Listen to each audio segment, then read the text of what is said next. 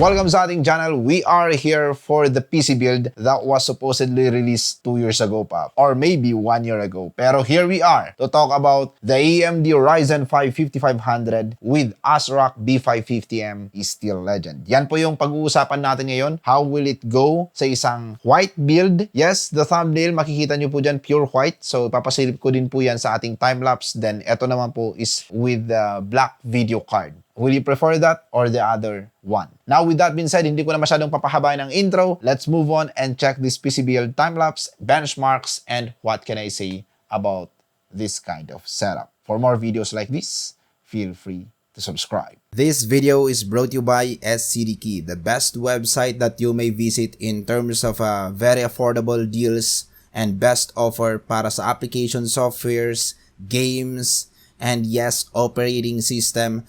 And there you are, you may check the Windows 10 Pro, and by using our promo code, ma-avail mo lang siya ng around $14.95 or 700 plus pesos. That's it mga kaibigan, check the description below. May mga links po tayo dyan to go directly sa kanilang website. Okay, so before tayo mag-drop sa ating time-lapse, here's the thing. AMD Ryzen 5 5500 was supposedly released maybe late 2020 or early 2021. Pero ito na nangyari, 2022 na po, saka lang po na-release ang AMD Ryzen 5 5500 due to shortage or I don't know what happens or what went wrong during the pandemic. Bakit itong AMD Ryzen 5 na supposedly counterpart of 4500 or 3500 is ngayon pa lang po siya na-release. Now, 2022, kumusta ang kanyang benchmark? Is it still worth it to have the AMD Ryzen 5 5500, especially here in the Philippines na medyo mataas ang ating market pagdating sa mga budget options? And if you can afford to go for a 5600X at around 11K now or 12K more or less, then at a price point of 8K more or less, is AMD Ryzen 5500 worth it or mag-settle down na lang tayo sa Intel Core i5 12400 or 12400F? So ayan yung pag-uusapan natin sa ating benchmark mamaya, and at the same time, kung ano yung aking final recommendation for this kind of setup. But before that, let's check first the time-lapse.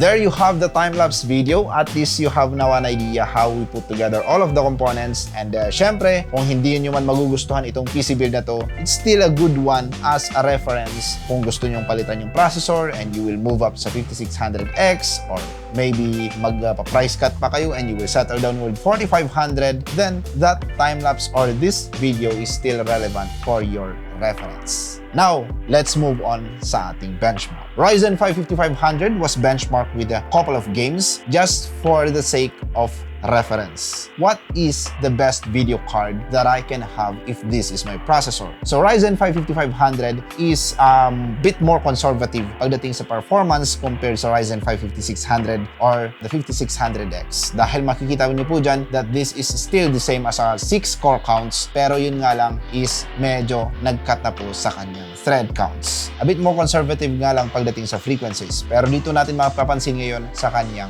benchmark. When we did the benchmark with the different video cards that are most likely the recommendation pagdating sa pinakamataas na video card if you are into gaming with Ryzen 5 5500, makikita nyo po dyan that from RTX 3060, 6600 as the initial go-to video cards, pag in-upgrade pa natin and let's go higher like 6700 XT, mapapansin nyo na very marginal na lang yung difference. Okay, so is it worth it to go beyond 6600 or RTX 3060 if you afford or you can avail a Ryzen 5 5500?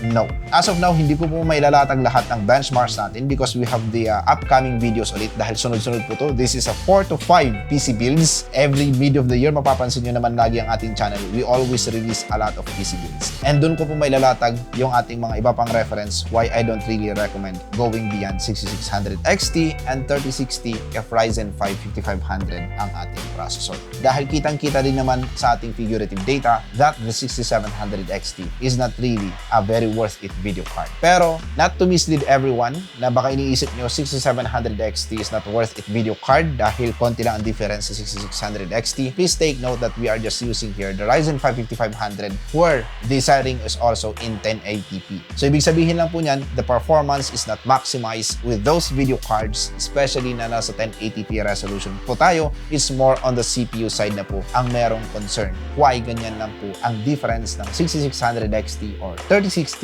with 6700 XT. For now, let's go back and talk about the Ryzen 5 5500 pagdating sa gaming. Mapapansin natin dito that may it be a AAA or esports games, this is really a processor that is better than those previous variants like Ryzen 5 3500 or Ryzen 5 3500X in the previous generation. Dahil nga po noon, itong mga processor comes only with 6 cores and 6 threads na may sobrang cut pagdating sa performance compared sa kanilang 3600 or 3600X counterpart. Pero ngayon, it's just more on the frequency lang ang very significant na difference ng ating Ryzen 5 5500 and 5600X. And this will really help pagdating sa decision na making natin kung pupunta ba talaga tayo ng Ryzen 5 5600 or 5600X or Intel Core i5 12400 and 12400F. If the price will be the same price difference like those previous generations, then Ryzen 5 5500 can be now a very worth it processor that we could consider. So maybe for now, this is not a recommended processor that you may have. Pero in the upcoming months, especially that the competition is rising, the demand and supply medyo nababaliktad na ngayon. There is conservative demand pero there is a huge supply. Especially na yung nangyayari ngayon is medyo mas tight na yung competition and meron nang nai-offer ang both sides. The Intel got the good offer, the AMD got a good offer, and there are a lot of lineups out there, especially dito sa ating 5 to 10K market. So most likely makikita natin that Ryzen 5 5500 may still improve pagdating sa pricing. As of now, if the availability is merong available na Ryzen 5 5500 and the price is close enough dun sa MSRP, I think this is a very good offer. Especially na medyo hindi rin ganun kamahal ang mga compatible boards pagdating sa ating Ryzen 5 5500. Now, let's move on sa kanyang production side. Since 12400F or 12400 ang most likely competitor ng Ryzen 5 5500, we have them isolated as the competing processor kumpara sa ating Ryzen 5 5500. And makikita nyo po dyan side by side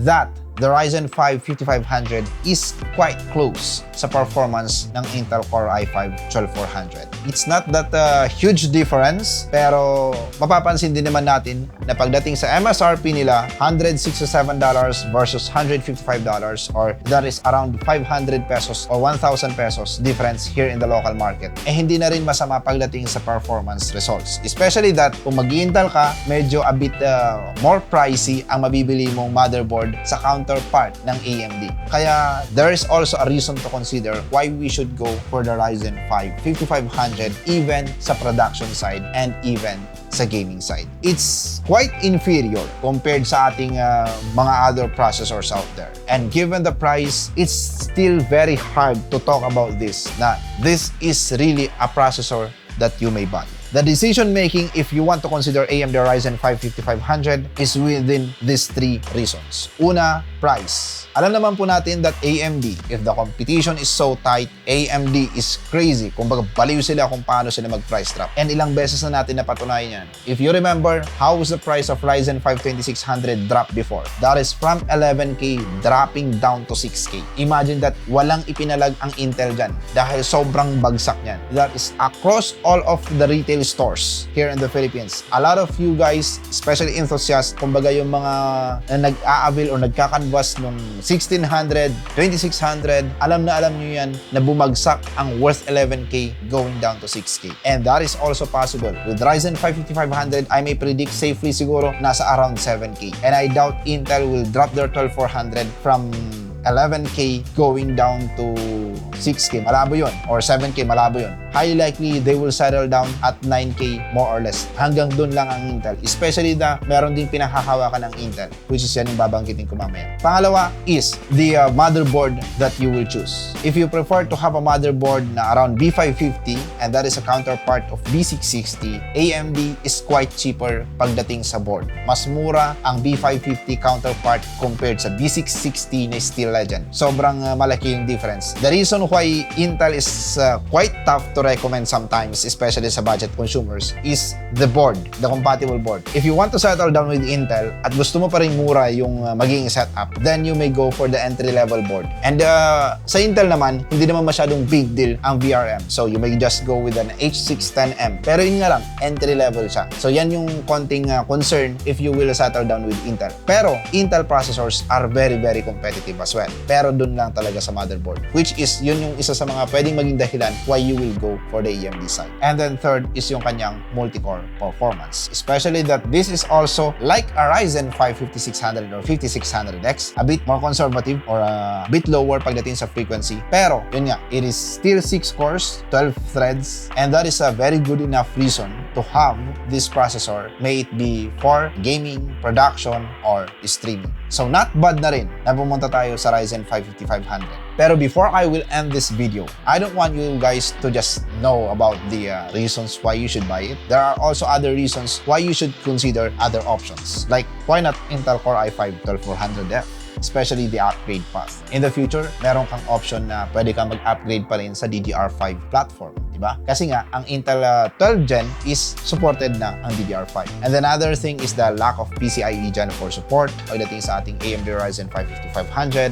And third is if the price will not lower down in the upcoming days or weeks, and if the price of 5600X will go down close to the price of Ryzen 5 5500, I think mag-add na lang ako ng 1K and go for the 5600X. Still, you may still have the AMD, you may still consider that B550M Steel Legend, or you may go for the B660M Steel Legend. So of course, this video is a bit more critical pagdating dun sa ating processor, pero I have my personal choice. So there you have guys, the numbers, the data, and my recommendations. It's up to you to decide in the end. There are still a lot of PC builds that will be coming on the table in the coming weeks or in the coming days. So abangan nyo na lang po. I'm pretty sure marami pa tayong na-miss and hindi na-cover sa video na to, and that will be something that you will look forward sa ating upcoming video. Pero kung kayo po is ngayon nyo pa lang po napanood ito, and there are other videos out here in this channel, just check po yung mga sumunod na video after this na PC build. Dahil yun po yung kadugtong ng mga discussion natin with this AMD Ryzen 5 5500, upcoming is 5600, 5700X, and Intel Core i3 12100F and 12600. 12400F, 12400 and other Intel and AMD processors, you may check previous videos. For more videos like this, feel free to subscribe.